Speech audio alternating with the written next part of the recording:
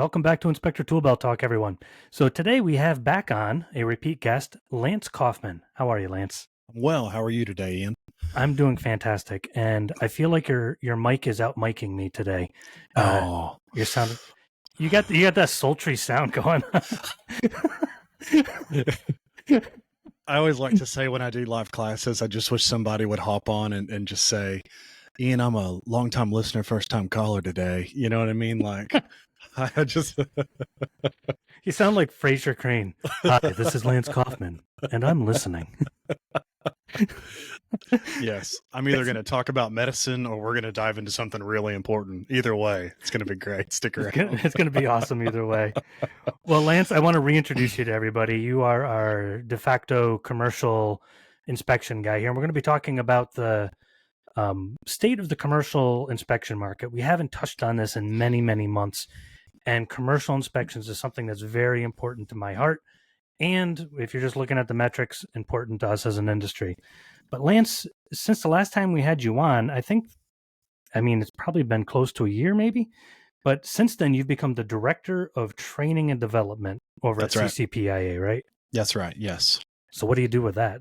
I like the fact that you're a director. It feels more important than, other titles. I guess it does. Titles are just titles. What I am mostly working on right now with CCPA and a lot of my responsibility is I am taking the other aspects that weren't necessarily being honed in on. So, for example, Rob is really magnificent, if you will, at teaching in person and teaching individuals about the actual inspection process and the buildings and things of that nature. And of course, he wrote a lot of our curriculum alongside our executive director, Maggie. As I've come in, I have worked more on the kind of business development side and the training of that. So we do weekly coaching calls. So if anyone's interested, you can always hop on as a member and do a coaching call with Rob or I. A lot of what we're doing is we're discussing your business acumen, where you are in the process, because as we'll discuss, a lot of maybe home inspectors or other individuals coming over into commercial, there's a lot of nuance and a lot of misunderstanding, and we try to work through those. And so I get to do that a lot. And I get to write a lot of curriculum and host a lot of online classes, which is really fun. Well, and I also hear your roundtables are pretty fantastic. So there's a friend of mine who does commercial inspections, and I see him a couple times a week. He's always talking about your roundtables and your webinars and all that stuff. So anybody listening, I've always been, and I don't get paid for this. Nobody tells me to do this. I just think CCPIA. That's right. Boy, that's a tongue twister when you say it too many times, right? It is. I just believe they do a fantastic job. I've seen a lot of inspectors be very successful with it. And I know that it's been really great for Inspector Toolbelt users and Full View Marketing or website clients. It's just a great program. And Lance, Rob, and all them just do a fantastic job. And Maggie as well, obviously. But Lance, so now that we're reminded that you're an expert and a director, let's dig into this, because the home inspection market has been not fantastic for the past 2 years. Yeah. And we were talking about this beforehand. It has to happen. The market needs to slow down before it can become reasonable and then great again. It's going to take a bit of time. It's on the upward swing. But since then, though, commercial has been pretty great. Is the commercial market still really great for people getting into the commercial inspection field? How do things look? Give us an overall view. Yeah, absolutely. I do think things are really great. And the reason being is you really get to choose your own specific lane, if you will, within CRE, because a very small percentage, and this was true for my own personal company, and as I came over here, I find it to be true for a lot of our inspectors that are more seasoned in commercial, is that a small percentage of your company actually relies on people buying and selling property, which we would call like a due diligence period. So in a home inspection world, that dominates your calendar, right? As somebody buying a building or a home rather and reaching out to you to do the inspection. In commercial, that happens a very small percentage. We work with a lot of current building owners and maintenance teams and project management groups and portfolio owners and REITs and attorneys and whatever. I'm almost losing my breath saying all the different client types.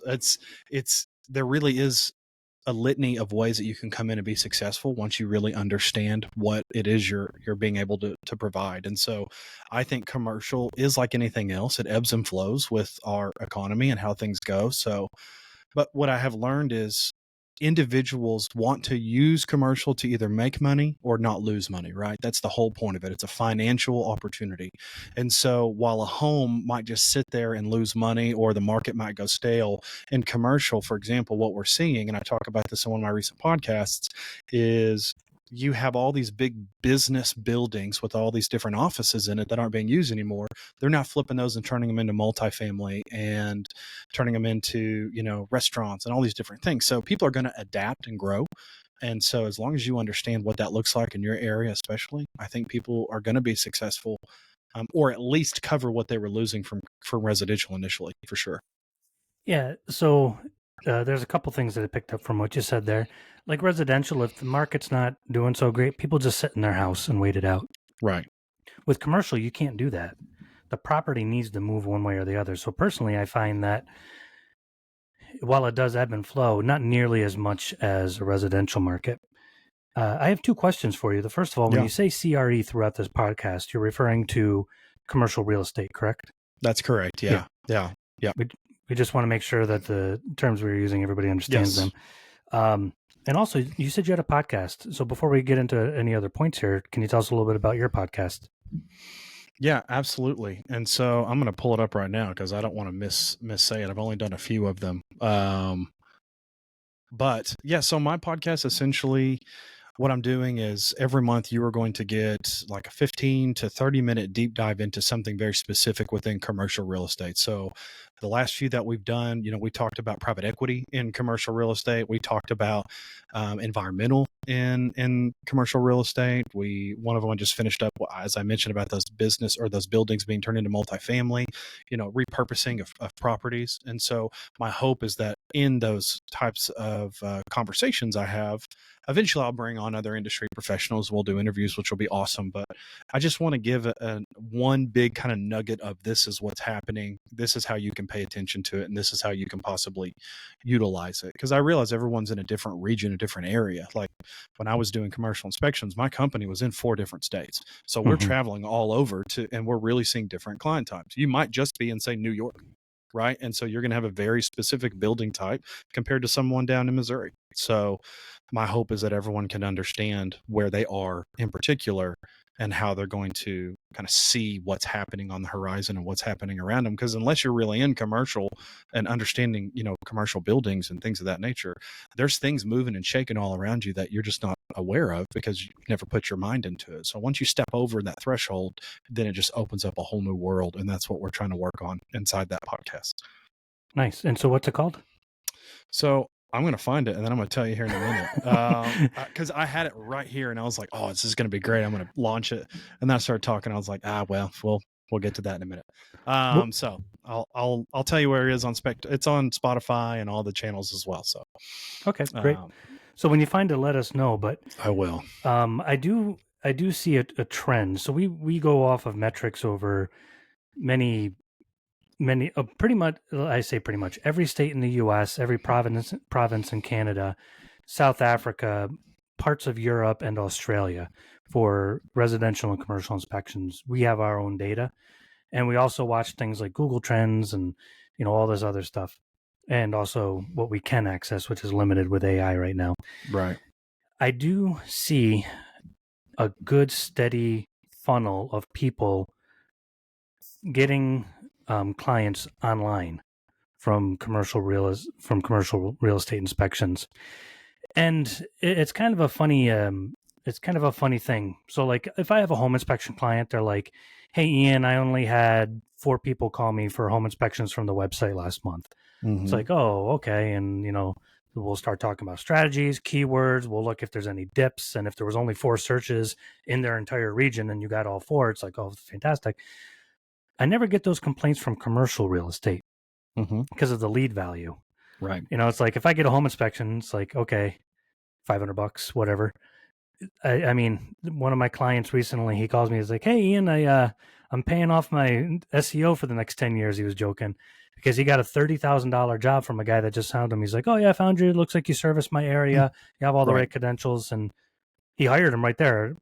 He actually overbid it. He actually asked me how to bid it, and I told him a little bit lower. And he's like, oh, man, I accidentally wrote the wrong number. And he got it. The 30. I know, it was kudos awesome. to him. Kudos to him, and no kudos to me because I told him the wrong number. But I mean, $30,000 lead. It's like you don't need as many eggs in your basket to make the same omelet when you're in commercial, and I've always loved that aspect of it. But no, you don't. And the thing is, you are predominantly going to be successful in two different ways. You're either going to have a really strong sales game where you are going actively after particular client types. Like, for example, I got really good at inspecting churches and educational facilities like colleges and schools and government buildings like that. So it's easy for me to reach out to those individuals and offer them my service and do kind of a cold sales, if you will, an icebreaker. But you are not going to be successful in commercial inspections right now unless you have an online presence and you are able to clearly articulate your value to your client. Having a standard like the ComSOT from CCPA, being able to say I build my inspections on that basis, because we truly have created a framework and a baseline that people can follow, unlike other industries. Once you clearly give that expectation of what you can do and you put yourself out there and you truly delineate yourself from home inspection, and that's something we always tell individuals is, I understand you may have a stellar home inspection website and you may have a page on there about commercial, but we truly believe separate yourself and be a true commercial property inspector or consultant, and that will help you. Because if you can be found online, you've already put yourself in the top 10% of individuals who can offer that service. I mean, my SEO is done by my business partner, and she's been fantastic in creating our website and our SEO. We'll get found in other states that we don't even work in because someone just found us online because we wrote an article once and did it correctly. And there you go. So if you're not online, you've got to get online. You have to have a presence, and working with individuals like your companies or others who get the idea of how to put together a website, how to do proper SEO, how to put together maybe proper Google ads, all that's going to be important initially. And then the referrals will come. Then the word of mouth will come, because that is true. I still get a lot of word of mouth. You get a lot of repeat customers in commercial as well. Yeah. And I tell people it's a golden age for commercial building inspections online because competition is so low. It's like what home inspections were back in the early 2000s. I could throw up a website and that guy would just be getting leads and phone calls in a week. Yeah. Commercial kind of something similar. I had a guy, we didn't even start his SEO.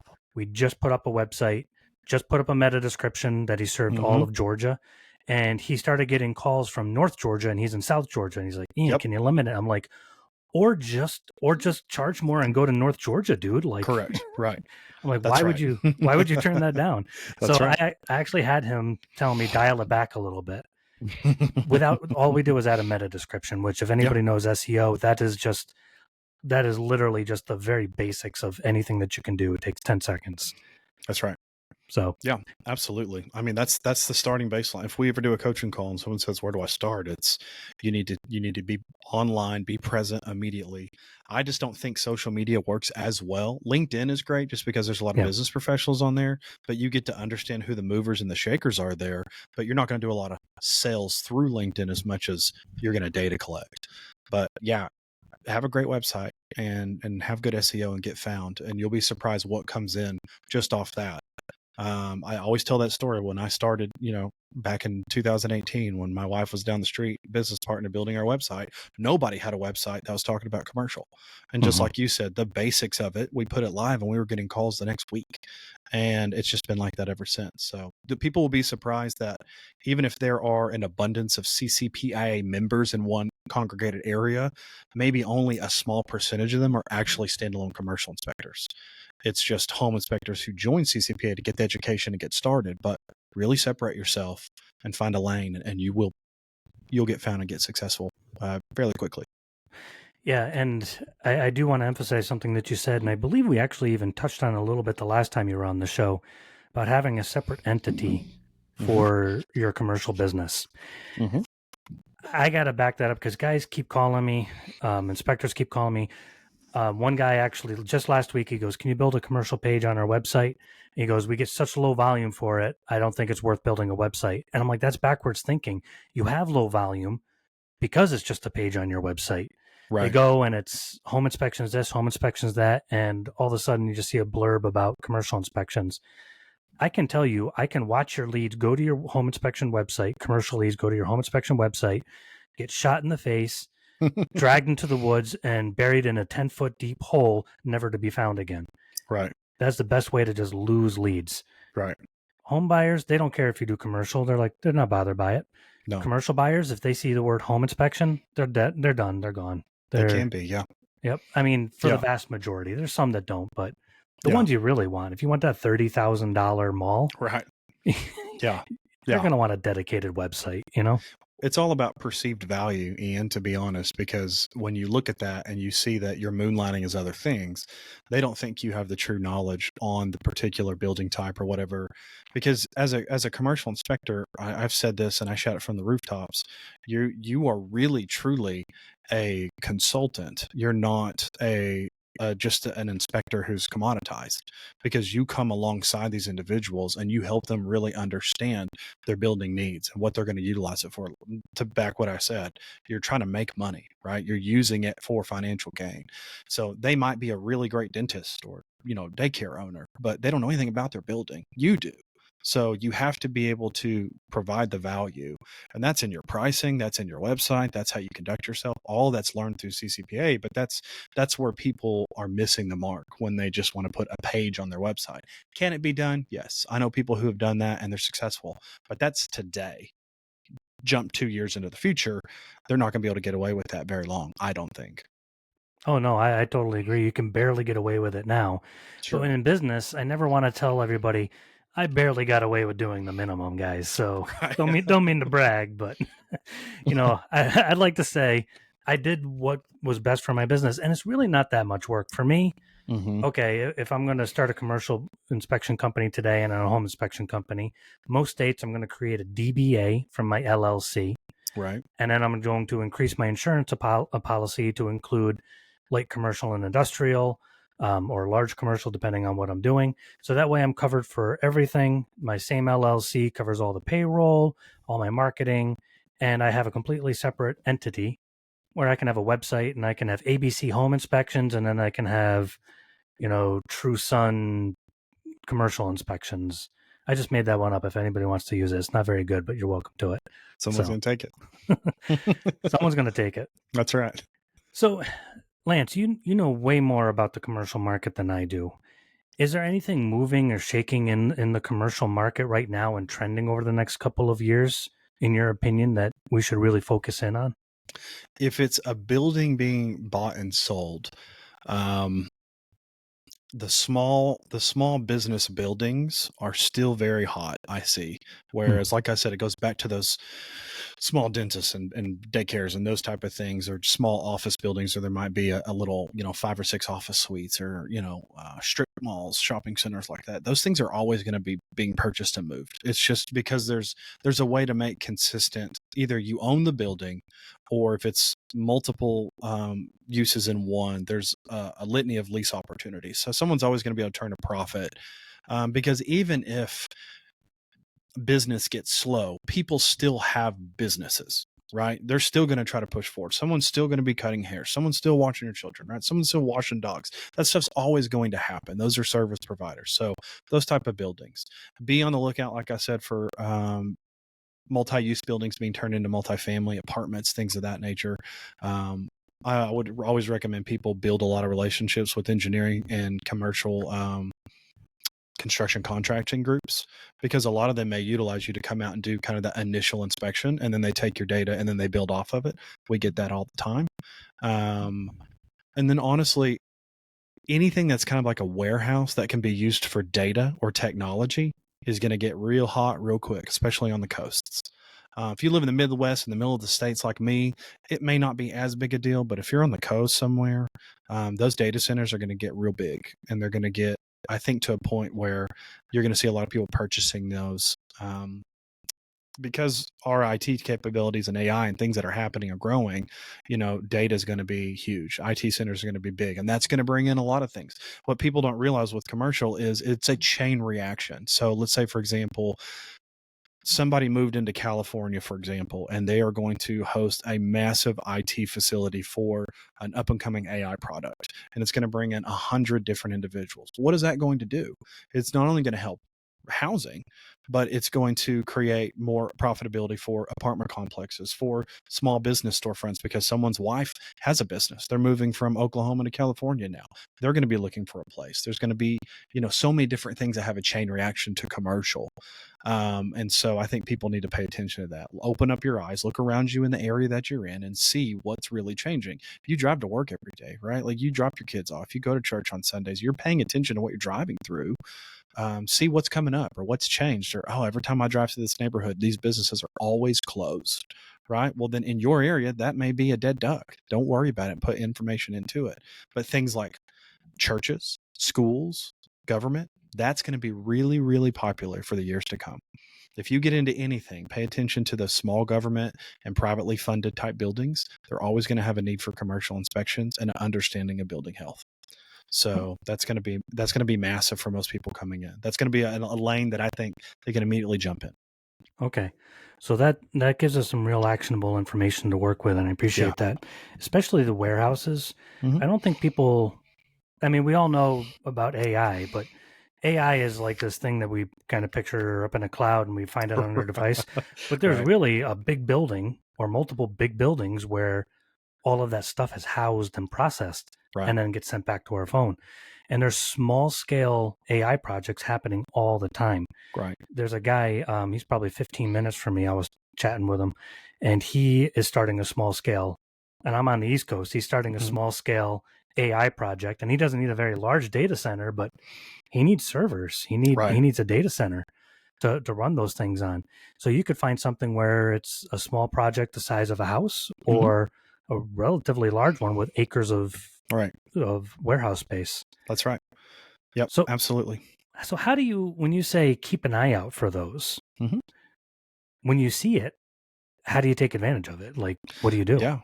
Well, there's a few different ways to, if you will, keep an eye out for it. Everybody should have access to Google or something like that, right? So you need to be putting alerts on Google for certain buzzwords that are happening in your areas. So like in Oklahoma, Arkansas, Kansas, Missouri, Texas, where we've originally worked with our commercial company, right? We are constantly having buzzwords that pop up if someone is buying or selling big properties, or is there any state legislation that took place like years ago, right? I started commercial at the same time that marijuana became legal and really started getting hot in Oklahoma. Well, a few keyword changes here and there and some key partnerships out of state, people called us to do inspections on buildings that they were going to grow marijuana and house their offices in, right? I knew that because I was paying attention to the market. But also, I would say look in your immediate areas. And when I say immediate area, I think inspectors should be looking up to 5 hours around them, to be honest. Oh yeah. That's like a baseline to be looking possibly. But looking in those immediate areas, again, because I'm in Tulsa proper, I'm within 3.5, 4 hours of all of the major places in the state surrounding me. So I can put up keywords that say, what's going on over in Northwest Arkansas, right? What's happening up in Kansas City? What's going on down in North Texas? And then as I visit those areas, or if you're in those areas, drive around the major cities or the major city metropolitan blocks. Are there buildings for sale? If there's buildings for sale, who has the sale sign on it, right? Are they project management groups? Be looking for those types of things and then latch onto those individuals. The hard thing about residential was I don't know if it's really a harsh word to say, but it felt like as a residential inspector, because I was one for a decade, we were kind of bottom feeders, right? Nobody really wanted to pay a lot of attention to us or build a lot of relationship because we were so expendable, if you will, right? You sneeze in the wrong direction of the real estate agent, they go find somebody else. There's a lot of Right? us. Yeah. That's a lot of that. But when it comes to commercial, you really can build really good relationships with people. So finding the brokers and the lenders and the attorneys and the bankers and all these individuals, see where their signs are at. If you always drive, because I always drive particular roads coming home, and I'm like, oh, that big building just got sold. So that lets me know in this area, someone's looking for building types like that. So I need to go figure that out. And then use that information and as you work through, I always say finding a lane you want to go in for commercial, because there's no such thing as I think a master commercial inspector that can do it all. Right. Yeah. A home's a home, right? I became a certified master inspector through Internachi. Any home's kind of a home, but in commercial, I may do 100 churches, but never step foot in a warehouse. I can't be an all around commercial, a master inspector. So you're really going to find what you're good at. And then you start paying attention to those things in particular. Yeah. Yeah. And just to talk to that point, I agree. I remember one time I did it wasn't a big warehouse, relatively big, and they had radiant floor heating very specifically for horses. Yeah. So it had to be a certain temperature, certain spacing. And I'll be honest with you, I probably spent more time researching that radiant flooring than I did doing the entire whole inspection. I bet you did. I should have just hired somebody to come in and do it for me. So, because I never ran into it again. And it wasn't that interesting. Right. Yeah. So nobody needs to know the optimal hoof temperature of a horse. Just unless they are going to say that I am the inspector who does stables and stuff like that. And you'll be surprised if you put yourself out as that person. People will pay you to come to wherever they are to do those inspections. And that's like any industry, right? I mean, I know, for example, people who are animal chiropractors, and they're so good, they get hired to go all across the United States to people's show horses to do these jobs. The same thing could be done for commercial. If you put yourself out as that expert and that thought leader, you'll get business just based on that. It may not be where you are immediately, but like you said, drive up to North Dakota, go to the next state. People will pay for it if it's a good enough value. They really will. See, you just turned my horse story and gave me some business coaching. I love it. That's perfect. That's what I like doing for commercial, because people I say people, let me bring this in. Home inspectors coming over from residential, because that's a lot of our audience today. They kind of have this lowly thinking process of like, how am I going to do this and be successful, right? I've been pounding the dirt in home inspections for years, and we all live and die by the Sunday calendar in home inspections, right? You look on Sunday, you're like, what do we have set up for the next week? Cool, we get to buy groceries on Friday. In commercial, you get to build out quarterly, right? You really get to build out your business. And what people are missing is they have to first understand what it means to be a building business owner. That's like your first step. Once you put yourself in that mindset, then you can have better conversations with people. Then you feel more confident. And it goes back to the things I said. If I call a school board and they put me down in front of 50 people on a school board, I'll be able to have fluent conversations with them because I've studied it. I've been around them. I feel confident in it. Everyone can do that. They can find a lane or a thing, or even if it's in their area. And so that's what I said about the horse stalls. It's like, what's in your area? You're like, oh, there's nothing here, but horse stalls and Dollar Generals. And I'm like, then you need to be the master horse stall and Dollar General inspector. And when you put that out there to the world, people will need you. And then maybe you just created this massive United States company. Who knows? The only problem with inspecting Dollar Generals is you're always going to have to write up all the obstructions, because you can't get down any of the aisles in any Dollar General I've ever been in. That's right. Life safety is a joke in Dollar General. Exactly. You're like, yeah, you're just going to die in here. Yeah, probably so. Absolutely. But I liked your thought about Google alerts. If anybody doesn't know how to do this, set up a Google alert. Ask ChatGPT, ironically, or ask Gemini on Google. How do I set up a Google alert? And set up all these different things for commercial buildings in your area, and get to see what's happening. And then write good content. Yes. And everybody likes to think. So I have a client, and he's just like, Ian, I don't want to have SEO out in these other areas. There's nothing out there. I want to do it only in these major cities because that's where all the commercial buildings are. And I basically told him, no, you got to know this guy. I told him no, and I'm like, just watch. Like 6 months later, he was getting calls for commercial inspections in these small little towns that we were marketing to. I'm like, every little town is going to have a grocery store that gets sold. Is going to have a horse barn, or going to have something where they need a commercial specialist to come in. Maybe not necessarily, I got horses on the brain, maybe not a horse barn, but these little commercial buildings, and nobody else is marketing in those areas. We call it in our industry fractional marketing, but for commercial, it's golden. Yeah. There's not a town of 2,000 people that don't have something. My town has 175 people. in walking distance, I have 3 commercial buildings, Right. and also a fire department, and what do you call it, emergency medical place, and all this other Mm-hmm. stuff right there. A lot of them need to get their regular commercial inspections. That's right. You know, That's right. That's right. That's just good conversation and good sales tactics to do that. Well, you have to think too with commercial, a lot of people who own it. Say, for example, in your town, you have a fast food restaurant like an Arby's or say a Dollar General. A lot of times those aren't single owner businesses. These are investors who may have 20 Arby's. They just saw that one was being sold, so they picked another one up for their portfolio. So it's always important to go, well, there's an Arby's or a restaurant in my town that's kind of a one I see in every city. Then go figure out who the owner is, right? And just ask, do you own other restaurants? And then like, yeah, I own 4 Arby's, and then I actually own that over there and this and this. And you're like, great. Now you're in for a good conversation to talk about annual inspections on maintenance and things of that nature. That's all possible. It's just how confident are you and how much can you, how much can you dig? How much sleuthing can you do if that's the type of commercial lane you want to go down?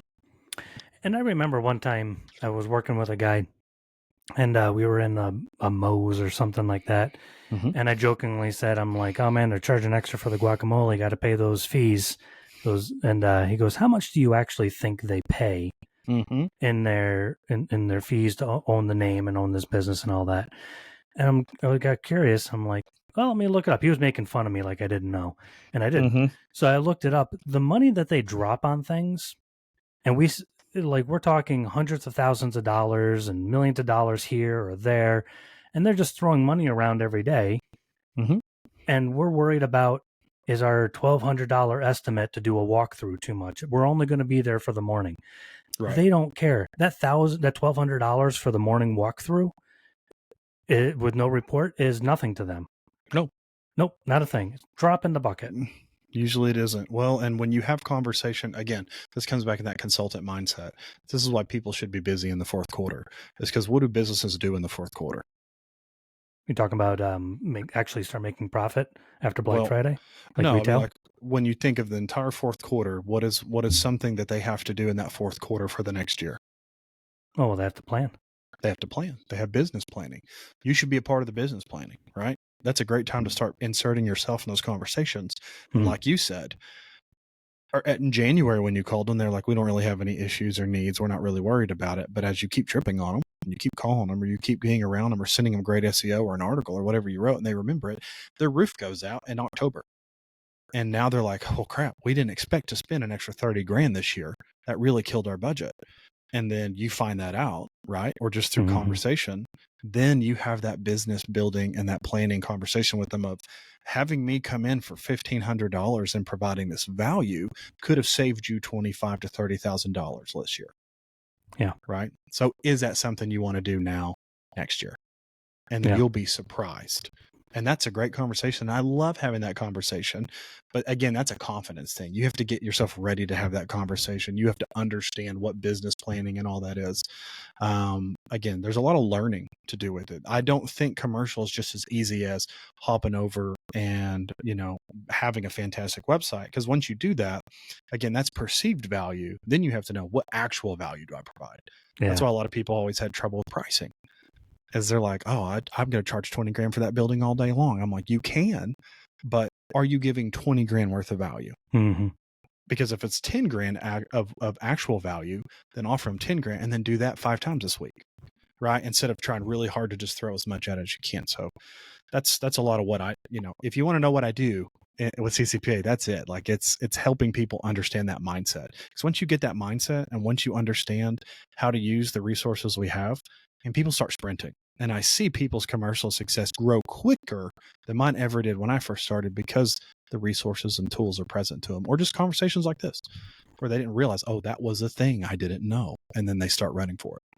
Well, I wish when I had started commercial inspections almost 20 years ago, CCPIA, podcasts like this was around. Yeah, of course. I just fumbled around. And to be honest with you, the intimidation and the imposter syndrome really kicks in pretty hard when you're first starting out. But fortunately, if you have people to guide you through it, you say, okay, listen, don't charge 20 grand for that inspection. You can Right. only give them 10 grand of value, but then Right. you can also tell them this isn't a home inspection. You need to charge more than $500. That's right. This is real world. They're going to expect more. That's right. And being able to stand up and give people confident prices and talk to them confidently about their building. Because let's be honest, you've talked to business people, Lance. A guy who's working out of a $380 million a year cell phone business who owns 15 buildings, they can be pretty intimidating to talk to. And as a business person, they size you up pretty quickly. Yeah, they can. It's what they do typically. So how did you get over the intimidation factor? Like, honestly, I just asked a lot of questions. And I think there was a lot of opportunities, especially at the beginning of my career, where I could have given better value, and I just didn't because I didn't know better. But I was always curious to ask questions. And when I started my business, I built relationships with other business professionals. So I would reach out to the roofers and the electricians and the plumbers and the fire safety people and the life safety and, you know, the attorneys and all this. And I would have conversations with them and try to get an understanding of what do you actually do in this process. And then through that, I would reach out to, okay, who's in my network of people I know already? Or like, for example, in Oklahoma, we're in the Bible Belt. There's a lot of church buildings here. Well, I know people who go to churches or who maybe are a pastor who works on a board. Just take them to coffee or dinner and sit down and say, I want to pick your brain on how this idea works. And that's what I did. And so I just kept doing that. And then I learned from trial and error. Someone would call and say, hey, we have a small school we need inspected. Here's what we need. I know I can offer that service, but there's a lot of learning along the way. So I just ask questions as if I already have an answer, but I want to get something out of them to, you know, expand the reporting. But all the while, I know nothing. So if I'm sitting in front of a board meeting, it's like, okay, well, let's talk about your pain points with your building. And you start writing things down. I know about buildings, right? I already have that expertise. But as you just talk about pain points, people are willing to talk about their pain points. They're willing to talk about what they need to do and how to be successful with their business ownership if you just have the confidence to ask them. It's not like a hidden agenda. You know, if you're cold calling people and you're having a hard time getting through to them, then you're either going to have to drip campaign them or leave them alone. But there's times when people actually reach out to you. Use those moments when someone reaches out to you to be a learning experience so that then you can turn around and go after people of the same type of business or value or you know, setup, and you can be successful that way. So I just learned to fail, but I also like talking to people. I think you have to be a decent communicator. I think you have to carry yourself well. I really want an organization of members, especially in CCPA, of people who, you know, comb their hair and brush their teeth and use good language, and they seem mature and put together. Because like you said, you sit down with the guy running a $500 million multi-state business. You can't sit down and act like a just kind of a goober good old boy in front of them and hope you get successful. You have to be able to have a vernacular and a type of conversation with them. And at first your voice will tremble, but you'll get better at it. But as long as you have the confidence to do it and know that I need to know what they know, then you can go into that conversation with confidence. And like we said, we have Chat GPT and things. So it's like, hey, next Tuesday I meet with the guy who owns 12 Taco Bells. What should I know going into that conversation as a business owner? Just use the simple tools that are already there. It may give you good stuff, at least some questions to launch off of. And you know, it's a different kind of relationship too. So commercial real estate agents are a different breed than regular home agents, residential agents. Yeah. But a lot of this relationship building, less of it comes from agents in my experience than it does in the residential field. Absolutely. So you build relationships more directly with your clients. And they have a very different angle. The average home buyer, they don't care about us except for the 2-week inspection contingency. That's and if they're mad at us after they move in and we missed the drippage faucet. With commercial buyers, you can miss 100 drippy faucets and they're not even going to know or care. Typically, you shouldn't be missing them, but I'm just saying it's a completely different thing. They're going to look at your high level. What have they done for us? At the end of the day, he missed 100 faucets. He missed 100 drippy faucets over the past 5 years. This dude, though, has saved us $30 million in repairs. Right. They're going to look at it completely different. Right. That's right. Yeah. And that all happens with those conversations with your clients up front. what they have an expectation of what your output's going to be in your reporting, because the actual inspection itself is so small in comparison to the final reporting and your deliverables. That is really what matters, right? I mean, I could be on a site. Here's a great example. A couple of years ago, I was asked to go inspect an Amazon warehouse. Amazon doesn't own their own buildings. They lease their buildings. So this was a 1 million square foot building. And I didn't walk through the middle because it's all pallets and racks and people working. I stuck to the outside, walked on the roof, did my stuff. I was there 2 hours, and it took me another 2 hours to write the report. Got paid great for it, but it didn't take long. But it was the report and what I put in it and how I put it together was the value. That was the value that I offered. That's what they paid for. They didn't care how long I was there. They wanted to make sure I got everything I needed. If you're there with the little daycare owner, it may feel more like a home inspection because they're really like, hey, a $200 something this month could kill my bottom line. Amazon doesn't give like you said, a crud about a drippy faucet in that bathroom. They have 20 guys that work there to fix drippy faucets and bathrooms. That's not what they cared about. They want to know that they had 100 RTUs on the roof that were 15 years old, and they need to be projecting out the replacement of those in the next 8 years. And that was $485,000. That's what they cared about. They didn't care about the drippy faucet. The daycare owner might have. It's all in the conversation and understanding their needs. Yeah, the smaller the business, the more it feels like the residential side. I agree with that. The larger the business, the less it does. But man, Lance, we could talk all day about this stuff, but it sounds like the commercial market is still, in my opinion, the place to be. It does require us to elevate ourselves, and that is hard to do. Let's be frank. I mean, look how you're dressed for the podcast. You have your logo on your shirt, the hat. This looks like a uniform with CCPIA logo, and this looks like something you could show up on site with. Yeah, that's the kind of level. Use that as a imagery for what we need to present to our potential clients. That's well worth it. It's a fun field. It's a great field, and like you said, it's something that you can schedule out your next quarter or 2 quarters. It is. You get annual recurring revenue. And we should do a whole podcast on the sellability and value of having a business that has both MRR and ARR, and how to calculate that. I mean, that's absolutely valuable within itself. But you're getting into a different level of thought process now. Exactly. Again, but now you're separating I just do inspections and I own a business that helps other businesses. That's the next level that we're not going to be able to get everybody to, but the ones who can get up there are going to have a lot of fun doing it. Yeah, exactly. Those are fantastic words to leave us on, Lance. Thank you for that.